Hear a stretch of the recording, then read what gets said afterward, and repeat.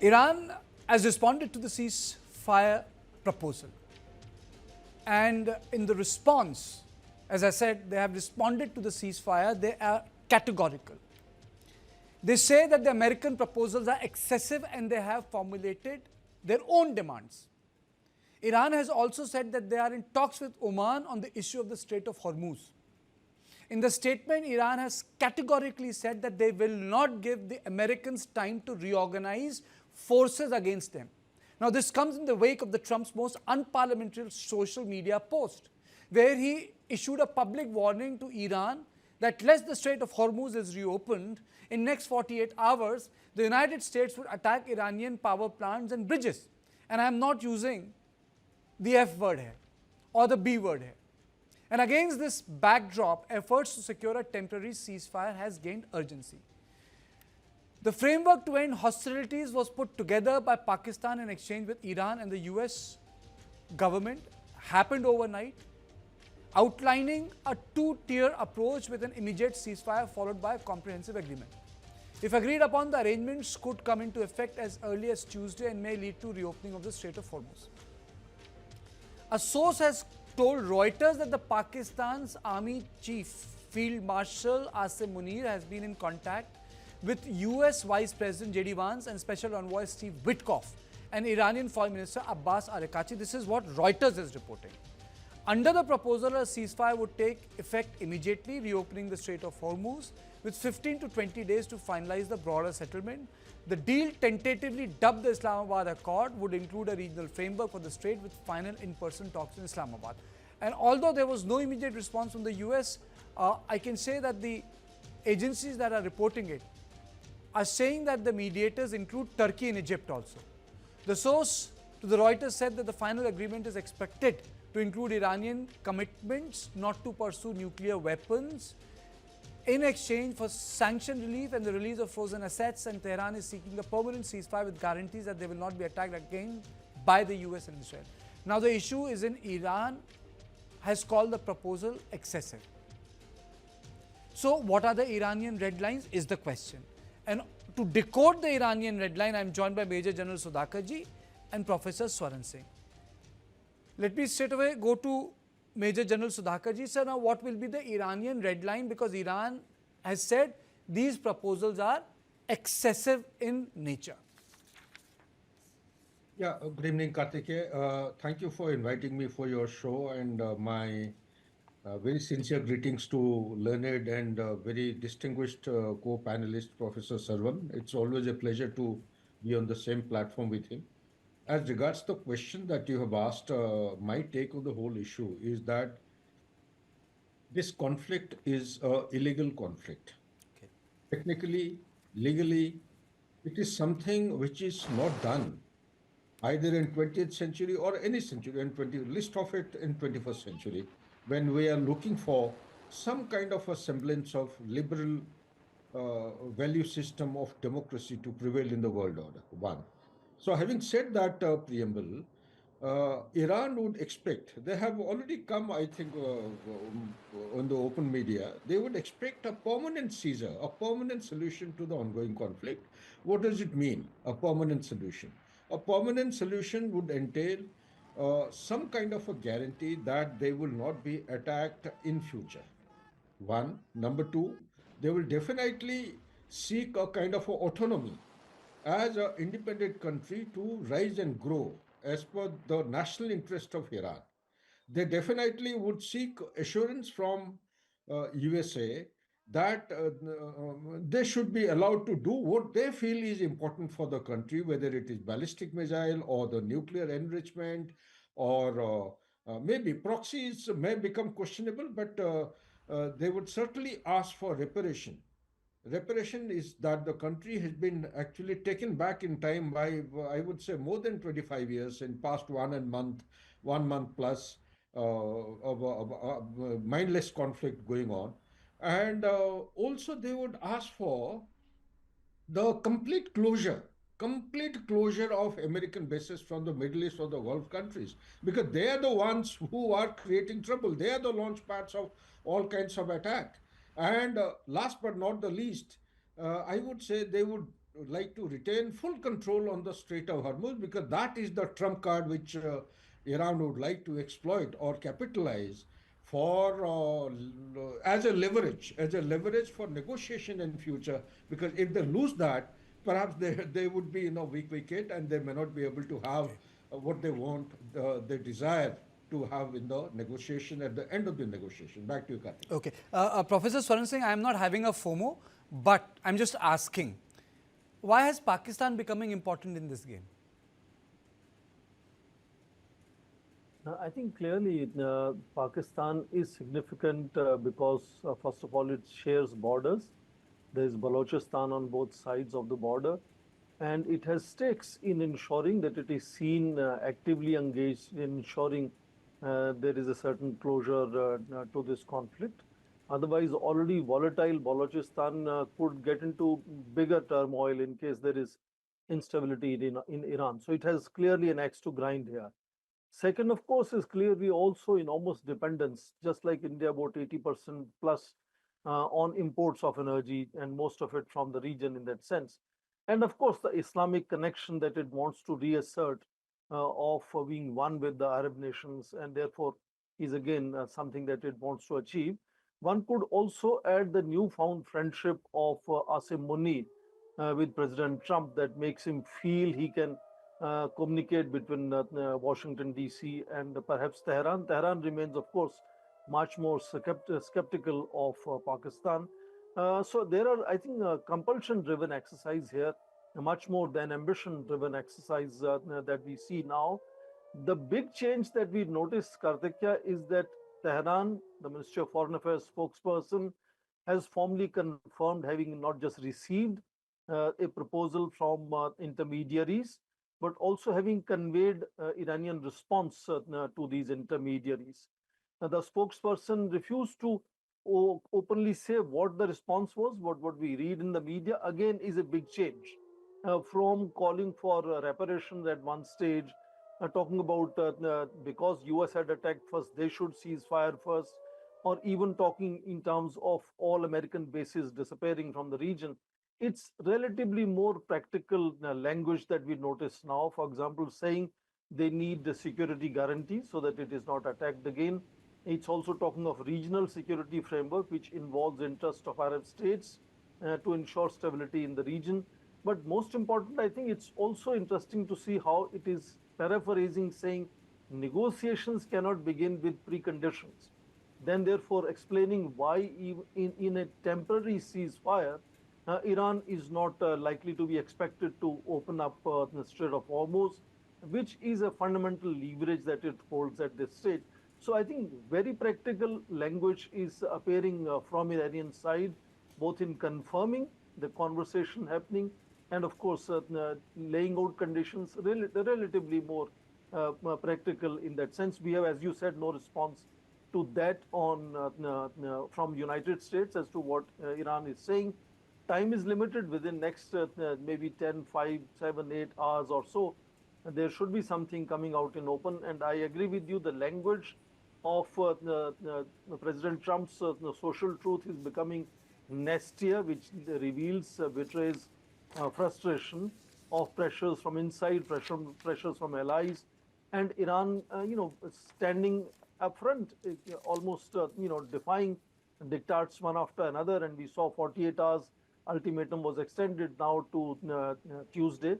And let's see if there is another pause saying that we have received a response from Iran and we are now studying it. So, certain amount of extension of ultimatum is likely again to happen. So, Dhakarji, every grain of the Geneva Convention will be violated if Americans start destroying power plants, desalination plants, the bridges. Why would America do so if they wanted a regime change? I mean to say, Trump is changing every political objective every fourth day. So my question here is, did America only attack Iran to create a base in a country where it does not have a base? Very interesting question you have asked, Karthikeya. Yes, the short answer is yes, because there is a bigger aim. Now, if you permit me, because professor deserves to have the last say in every subject. There is something which is a hidden agenda. Why Pakistan? Because your platform is the only platform which is raising this question. And I must admit that the real answer lies in a book called No Exit from Pakistan by Daniel Marquet. So in that, he's carried out a lot of research and come to a conclusion that no matter what the relationship between USA and Pakistan, even if it's ours, USA at no point in time will leave Pakistan alone. And it will stay integrated, it will have its say in many things on Pakistan. Why? It is given out three distinct reasons. Pakistan is the only country in the world which has got direct access and it is accepted by the architecture of administration, existing administration of the Communist Party of China.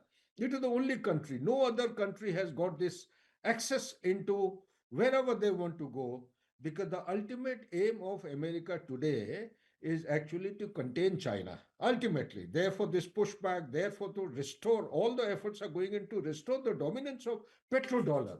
And when you talk about the petrodollar, it is to push back all the gradual incremental shift towards petro yuan. That has to be understood. Now, coming to the question with regard to the Iran, if you can repeat this question, I would like to give out some ballpark points, keeping in view the time available, please. My question is, why are they attacking Iran? I mean to say, are they attacking Iran for the fissile material? A lot of articles have come out that it was a botched up operation, Isfahan. I really don't want to go there right now. But why are they attacking? They have not taken out the fissile material. I mean to say that leadership has changed, but regime remains. People have not revolted against the current dispensation. You are destroying civilian infrastructure. I mean to say, then what is the political objective of this war? There is no political object, stated political objective. The hidden political objective of America, as per my take and understanding, is that they want to bring in American oil companies, push them to Kharg Island. They should start operating the way the American oil companies have started operating in Venezuela or on their way to Venezuelan oil field, so that the transactions can take place in dollar. As of now, 90% of oil produced in Iran are sold to China, and that too in non-dollar, and that too in yuan currency. And also let me share, since I'm privy to certain things, they have a large fleet of ghost fleets, they call them, the old aging kind of vessels which have the transponders can be disabled. It is like an IP address of a laptop or your mobile. So the transponders can be disabled. They keep changing the flags to their whims and fancies, and they take the oil from this place, Kharg Island, uh, through different means. 477 vessels. Yesterday only my friend told me 132 more vessels have been added. They're called a ghost fleets, and they try to avoid detection of international surveillance system, because they have been imposed a lot of trade embargoes. They go to some archipelago which is east of Singapore. If I respect my memory, it is called a Richau archipelago, and there are some islands to the east of it where they carry out ship to ship transfer, and the transactions are done in yuan. This is the modus operandi. Although yesterday your channel had a discussion on cryptocurrency, more than the cryptocurrency is the non-dollar currency which is actually impacting the dominance of petrodollar. He wants to get back to the dominance of petrodollar sooner than later. This is why, this is the primary aim, as per my understanding. Neither the nuclear nor the regime change have got any meaning. They initially thought perhaps the regime is so weak that they would be able to, push over overnight like a Venezuelan operation. It did not. They have by and by in past 1 month, they have understood how formidable, how resilient the Iranians could be, what is the defense system. This conflict is going to go on. It is a long haul. Okay. Maybe. And Oh, by then the let me take a question from Professor Swaran Singh on an article you wrote. This is an article which Sudhakar ji wrote. He says that it's a BRICS disaster. Sudhakar ji's argument is that this is happening when we are the chair of this community, and Iran is a full member, and we should have utilized this platform for a stronger voice against America. What, is it possible? I think if you look at across party Is it lines, possible is the question. if Is you it look at possible? across party lines, sorry, I missed what you said Is the it last line. possible? Okay, I think if you look at India's history post-independence across party lines, India has always been restrained and modest in such interventions in international conflicts. And same is reflected today. It's not that India is not using BRICS platform. India is connecting with various BRICS countries. India has been able to set up the summit meeting for September, and that means a lot of other meetings to take place before that. And clearly, it's an indication that India is going to be hosting not just the national leaders, but all kinds of other delegations from Iran and from Russia, from China. BRICS, in fact, is often compared with what is happening to Quad, which again India is currently supposed to host the summit meeting of leaders, which has gone completely adrift.